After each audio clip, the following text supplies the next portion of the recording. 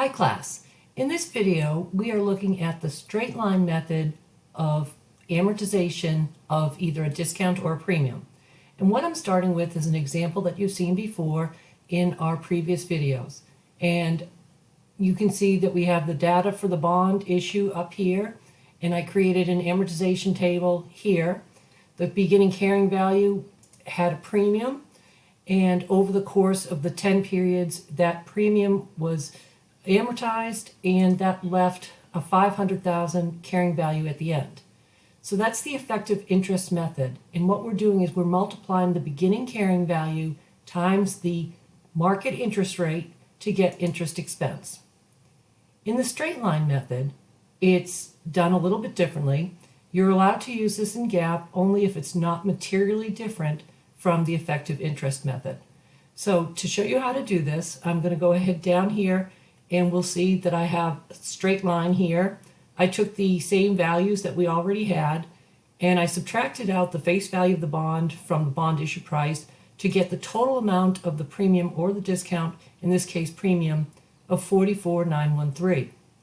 And what we do for the straight line method, of course, is we're going to simply divide that over the number of periods, and a straight amount will be amortized each period.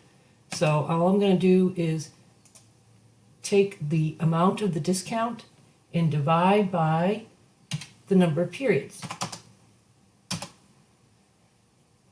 And in my case, I'm usually rounding to the nearest dollar. So you know that Excel will keep track of those pennies for us. We don't need to. All right. So in order to do the amortization table for this one, what we do is we start with the same beginning carrying value. The interest payment is always the same because it's on the stated amount on the bond certificate. The amortization of the premium I'm going to put in here as a negative to be consistent with the way I did it above. And it rounded for me. So don't type in, use the references because that way it'll keep track of the decimals for us. All right, so if the amount of payment was $15,000, but we amortized part of that premium, the total interest expense to the company is going to be the difference here.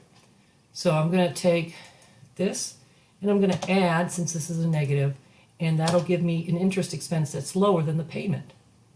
So this is different from the effective interest method because we're backing into interest expense. In the other example, we find interest expense first, then we find the amortization portion.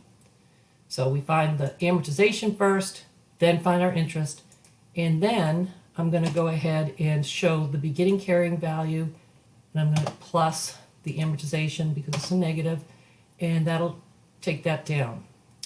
And then I'm going to simply do the cell reference from ending to beginning, and I'm going to drag this one all the way down.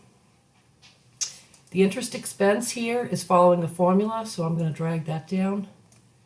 And what I want to do is make this stationary. So what I'm going to do is go up to my B30 here and hit F4 to get those dollar signs in there. And then I'm going to drag it down. So it's the same amount every time.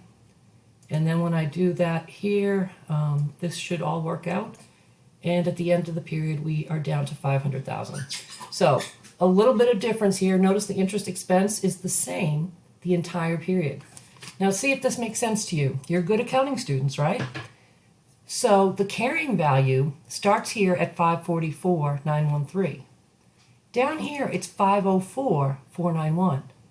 Yet the interest expense is the same each year, even though the beginning carrying value, which is the amount of, let's say, our liability, is considerably different.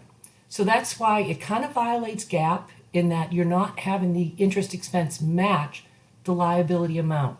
But like I said, it's allowed when it's not material and it's done for making things easier. All right, that's all there is to it.